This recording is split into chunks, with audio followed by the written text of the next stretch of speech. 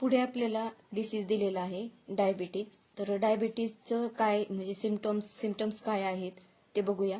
The hormone insulin produced in pancreas controls the level of sugar glucose in blood.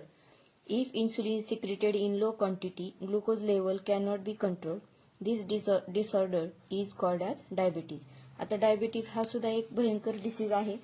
तर याच्यामध्ये काय सांगितले बघा, इन्सुलिन नावाचं एक हार्मोन आपल्या शरीरामध्ये असतं आणि ते कोणती ग्लँड सिक्रेट करते, तर पॅनक्रियाज नावाची जी डायजेस्टिव्ह ग्लँड आहे. आता ही कोणती ग्लँड आहे, तर डायजेस्टिव्ह ग्लँड आहे. म्हणजे काय, डायजेस्टिव्ह सिस्टीम मध्ये ही आहे. तर ह्या ग्लँड मधून हे इन्सुलिन नावाचं जे हार्मोन आहे ते सिक्रेट केलं जातं आणि ते कंट्रोल काय करतं इन्सुलिन, तर sugar level glucose in blood. Sugar आणि ग्लुकोजची जी लेवल आहे ब्लड मधली ती कंट्रोल करण्याचं काम ही डायजेस्टिव्ह ग्लँड म्हणजे पॅनक्रियाज ग्लँड करत असते. तर याच्यामध्ये जर बिघाड झाला, if insulin is secreted in low quantity, म्हणजे या ग्लँड कडून जर इन्सुलिन कमी प्रमाणामध्ये सिक्रेट केलं गेलं तर glucose level can not be control, म्हणजे ब्लड मधली जी ग्लुकोज लेवल आहे ती कंट्रोलमध्ये राहत नाही आणि त्या डिसीजला काय म्हणतो आपण, तर डायबिटीज असं म्हणतो. आता याचे सिम्पटम्स काय आहेत ते दिलेले आहेत पहा. सिम्पटम्स आहेत frequent urination at night, increase obesity और वेट लॉस. म्हणजे फ्रिक्वेंट युरिनेशन, रात्रीच्या वेळेला जास्तीत जास्त युरिनेशन, त्याचबरोबर इन्क्रीज्ड ओबेसिटी और वेट लॉस. वेट लॉस म्हणजे वजन कमी होणं, अशा पद्धतीचे याचे सिम्पटम्स दिलेले आहेत. त्यानंतर रिझन्स फॉर डायबिटीज. आता याची कारणं काय असतील, तर मुख्य कारण आहे हेरिडिटी म्हणजे अनुवंशिकता. म्हणजे आपल्या घरात जर का कोणाला हा डिसीज असेल अगोदर, वडील, चुलते किंवा आजी आजोबा, तर आपल्या एखाद्या व्यक्तीमध्ये पुढच्या पिढीमध्ये हा डिसीज काय होतो, जनरेट होण्याची शक्यता असते. त्यानंतर ओबेसिटी, त्याचबरोबर लॅक ऑफ फिजिकल एक्झरसाइज आणि मेंटल स्ट्रेस. म्हणजे लॅक ऑफ फिजिकल एक्झरसाइज, व्यायाम वगैरे न करणं किंवा योगासनं न करणं, बरोबर. त्यानंतर मेंटल स्ट्रेस म्हणजे मानसिक त्रास घेणं, जास्त टेन्शन घेणं, अशा वेळेला काय होतं, तर हा डायबिटीज होण्याची शक्यता असते. आता याच्यावरती प्रिव्हेंटिव्ह मेजर काय दिलेले आहेत, तर फॉलोइंग द प्रॉपर डाएट, म्हणजे आपला आहार जो आहे तो प्रॉपर असावा. त्यानंतर medicines and exercise under the supervision of doctor helps to keep the diabetes under control. म्हणजे चुकून समजा जर डायबिटीज झालाच आपल्याला, तर आपण काय केलं पाहिजे, तर प्रॉपर डाएट आपला असला पाहिजे. प्रॉपर म्हणजे काय, घरी बनवलेलं, त्याचबरोबर कडधान्य असली पाहिजे, शुगरचं प्रमाण कमी असलं पाहिजे आहारामध्ये, बरोबर. ताजी फळं किंवा भाज्या असतील, पालेभाज्यांचा जास्तीत जास्त वापर केला पाहिजे. अशा पद्धतीनं आपला आहार असला पाहिजे. त्याचबरोबर जे काही मेडिकल ट्रीटमेंटनुसार जे काही औषध वगैरे देतील डॉक्टर ते आपण घेतले पाहिजे. त्याचबरोबर एक्झरसाइज ह्याच्यामध्ये जास्तीत जास्त महत्वाची आहे, म्हणजे डेली एक्झरसाइज आपण केल्या पाहिजे, बरोबर. अशा पद्धतीनं जर आपण प्लॅनिंग आपलं रुटीन ठेवलं रोजचं, तर हा डिसीज म्हणजे कंट्रोलमध्ये येण्याची शक्यता असते. आता डू यू नो मध्ये आपल्याला काय दिलेलं आहे, तर India has largest number of diabetes patient in the world. At present approximately 7 crore diabetes patients are present in the country. म्हणजे जास्तीत जास्त डायबिटीज पेशंट जे आहेत ते आपल्या इंडियामध्ये आढळून आलेले आहेत. जवळजवळ किती सांगितलेत बघा, 7 crore diabetes patients are present in the country. Then next आपल्याला पुढचा डिसीज दिलेला आहे तो आहे हार्ट डिसीजेस. तर हार्ट डिसीजेस मध्ये काय सांगितलेलं आहे बघूया आपण. Efficiency of the heart decreases due to decreased blood supply and thereby oxygen and nutrient supply to the heart muscles. Due to this heart has to perform more work that leads to stress on it. This may cause heart attack. If someone has heart attack, immediate consultation of doctor and treatment is necessary. आता heart attack आपण बरेचसे म्हणजे जाणून आहोत, बरोबर. हे disease आपल्या म्हणजे बऱ्याच वेळेला हार्ट अटॅक आला असं आपण ऐकतो, हे की नाही. तर त्याची कारण किंवा तो कशामुळे होतो, तर efficiency of the heart decreases म्हणजे हार्टची काम करण्याची जी कार्यक्षमता जी आहे ती कमी होते. कशामुळे कमी होते तर decrease blood supply and thereby oxygen and nutrient supply to the heart. म्हणजे जो काही हृदयाला रक्त पुरवठा होत असतो त्याचं प्रमाण काय होतं, कमी होतं. आणि तो रक्त पुरवठा कमी झाल्यामुळं काय होतं तर जो काही ऑक्सिजन आणि न्यूट्रिएंट सप्लाय असतो तो आपल्या हार्टला किंवा हार्ट मसलला काय होतं, मिळत नाही. त्यामुळं काय होतं तर due to this heart has to perform more work. म्हणजे जेवढा ऑक्सिजन आधी आहे त्या हार्टमध्ये त्याच ऑक्सिजनमध्ये जे काम केलं जातं पुढचं पण, बरोबर की नाही. म्हणजे थोडक्यात काय तर त्या हार्टवरती लोड येतो आणि म्हणजे जास्तीत जास्त काम त्या हार्टला करावं लागतं कमी ऑक्सिजन मिळाल्यामुळं. म्हणून काय होतं तर त्याच्यावरती ताण येतो हार्टवरती. आणि असं झालं की काय म्हणतो आपण की हार्ट अटॅक आला असं म्हणतो आपण. This may cause heart attack. If someone has heart attack, जर का एखाद्या व्यक्तीला हार्ट अटॅक आलाच तर आपण काय केलं पाहिजे, पटकन डॉक्टरांचा सल्ला घेतला पाहिजे आणि ट्रीटमेंट त्यांच्यावरती चालू केली पाहिजे. Then one should not ignore these symptoms. आता तुम्ही हे जे सिम्पटम्स आहेत खाली दिलेले त्याच्याकडे तुम्ही काय करायचं नाही तर दुर्लक्ष करायचं नाही. हे सिम्पटम्स दिलेले आहेत. काय आहेत सिम्पटम्स तर बघूया. सिव्हिअर चेस्ट पेन म्हणजे छातीमध्ये चमकणं किंवा दुखणं, त्याचबरोबर पेन्स इन शोल्डर म्हणजे खांदा दुखणं वगैरे. त्यानंतर नेक अँड आर्म्स म्हणजे pains in shoulder, neck and arms म्हणजे हात दुखणं किंवा मान दुखणं, त्याचबरोबर खांदेदुखी. क्रॅम्प्स इन हँड मुंग्या येणं हाताला. Then अनइझीनेस, trimmer. अनइझीनेस म्हणजे काय तर अस्वस्थता, अस्वस्थ वाटणं. देन ट्रिमर म्हणजे थरथर कापणे. अशी जर कारणं दिसली तर आपण पटकन काय केलं पाहिजे, डॉक्टरांचा सल्ला घेतला पाहिजे. देन नेक्स्ट दिलेले आहे पहा, reasons of heart attack.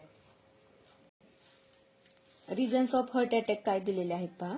Smoking, alcoholism, diabetes, hypertension, obesity, lack of physical exercise, heredity, mental stress, अँगर, एनेक्झिटी असे सर्व कारणं दिलेली आहेत त्याच्यामध्ये. आता स्मोकिंग म्हणजेच काय माहिती आहे आपल्याला, सिगारेट वगैरे किंवा अल्कोहोलिझम. त्यानंतर डायबेटीज म्हणजे एखाद्या पेशंटला आधीच डायबेटीज असेल तर डायबेटीज पेशंटचं एक लक्षण म्हणजे कसं की त्यांना बाकीचा काही त्रास झाला तर त्या पेशंटची मुळातच म्हणजे कमी झालेली असते इम्युनिटी, कमी कमी होत जाते हळूहळू.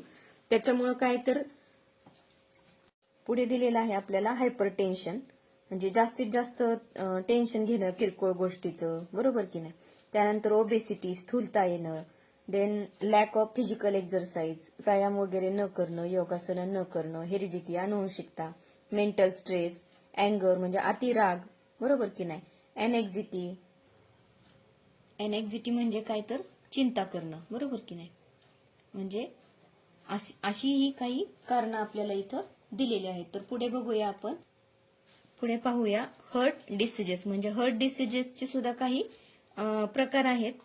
त्याच्यावरती काय ट्रीटमेंट किंवा कसा उपचार केला जातो तर अँजिओप्लास्टी हे एक आहे. त्यानंतर बायपास सर्जरी आहे. आता हे जे सर्व उपचार दिलेले आहेत ते कशा प्रकारचा तो अटॅक आहे किंवा कोणत्या ब्लड व्हेसलला प्रॉब्लेम आहे त्याच्यावरती आधारित हे सर्व आपल्याला सर्जरीची नावं दिलेली आहेत, बरोबर की नाही. म्हणजे हे जे आहेत ती हार्ट डिसीज वरती कोणत्या सर्जरी केल्या जातात त्याची नावं आपल्याला इथं दिलेली आहेत. तर अँजिओप्लास्टी आहे, बायपास सर्जरी आहे, ओपन हार्ट सर्जरी आहे, त्याचबरोबर installation of pacemaker, then installation of stent, heart transplant असे काही आपल्याला इथं नावं दिलेली आहेत. त्यानंतर पुढे दिलेलं आहे पहा, ऑलवेज रिमेंबर मध्ये काय दिले ते बघूया. First aid for heart diseases म्हणजे हार्ट डिसीज झाल्यानंतर पहिल्यांदा आपण प्रथमोपचार काय केले पाहिजे. First call 108 for ambulance. Check the consciousness of patient by shaking the shoulders. Keep the patient lying on the back in horizontal position on hard space and perform compression only life support COLS. In this press the center of thorax for at least 30 times at the rate of 100 to 120 strokes per minute. म्हणजे जर का एखाद्या पेशंटला attack आलाच तर पटकन आपण काय केलं पाहिजे, अँब्युलन्स बोलवायची. त्यानंतर त्या पेशंटला हॉरिझॉन्टल पोझिशन मध्ये आपण हार्ड सरफेस वरती काय करायचं, झोपवायचं. त्यानंतर काय करायचं पुढे तर जे काही म्हणजे स्ट्रोक आहेत, हार्ट स्ट्रोक, तर ते किती असले पाहिजे? जवळजवळ 100 to 120 स्ट्रोक्स पर मिनिट, म्हणजे एका मिनिटाला एवढे स्ट्रोक्स आलेले असतात. म्हणजे थोरॅक्स रिजन म्हणजेच काय, तर आपल्या छातीचा भाग जो आहे तिथं काय करायचं थोडक्यात, तर तिथं प्रेस करायचं. प्रेस केल्यामुळे काय होतं, हृदयाचे कप्पे काय होतात, म्हणजे तिथला रक्तप्रवाह जरी थांबलेला असला तरी चालू होतो, असं थोडक्यात तिथं सांगायचंय. तर अशा पद्धतीनं आपण फर्स्ट एड करू शकतो हार्ट अटॅक आलेल्या व्यक्तीला. त्याच्यानंतर पुढे बघूया आपण मिसयूज ऑफ मेडिसिन्स. आता इथं दिलेलं आहे कलेक्ट इन्फॉर्मेशन, म्हणजे याची माहिती थोडक्यात तुम्ही स्वतः मिळवायची आहे इंटरनेटचा वापर करून. Have you ever seen your grandparents taking the decoction? Discuss about it with them. Then collect information from your grandparents about use of aloe vera, turmeric, ginger, garlic as medicine.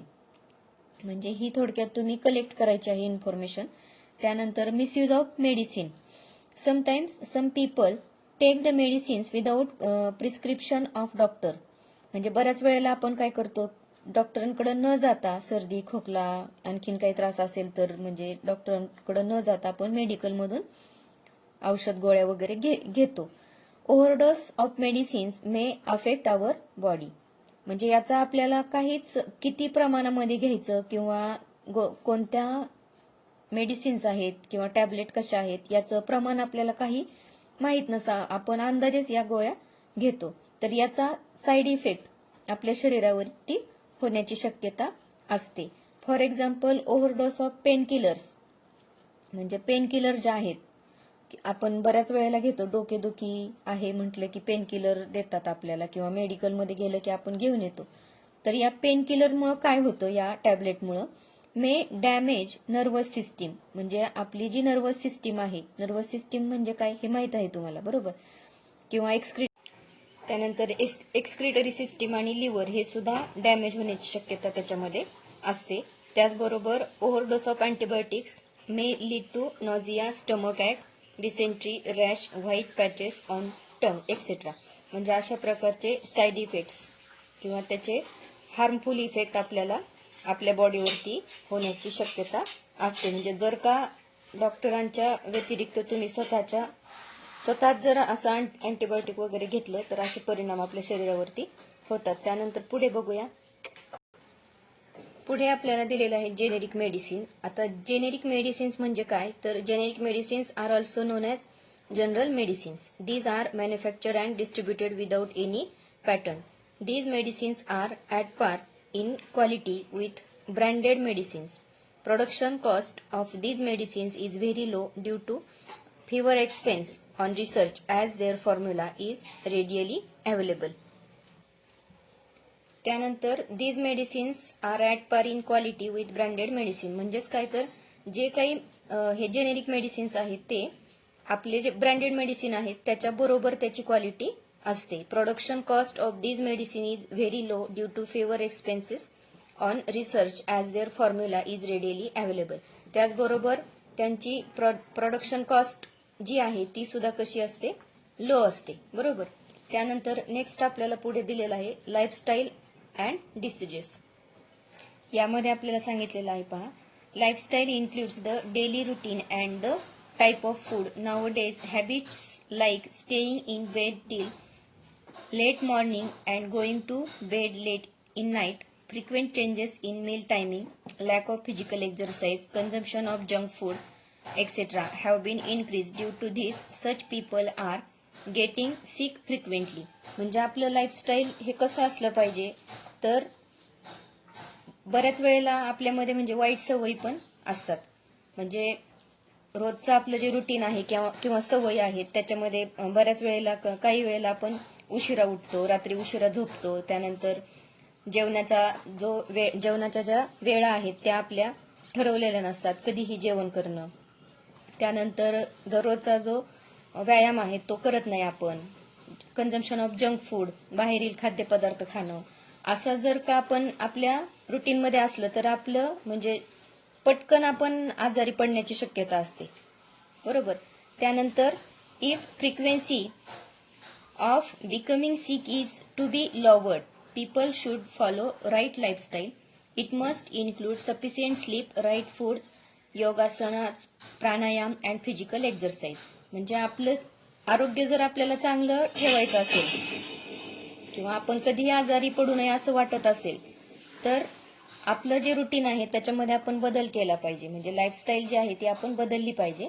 मग वेळेत झोपणं किंवा पुरेशी झोप घेणं, त्याबरोबर जेवण जे आहे ते आपलं घरी बनवलेलं असलं पाहिजे.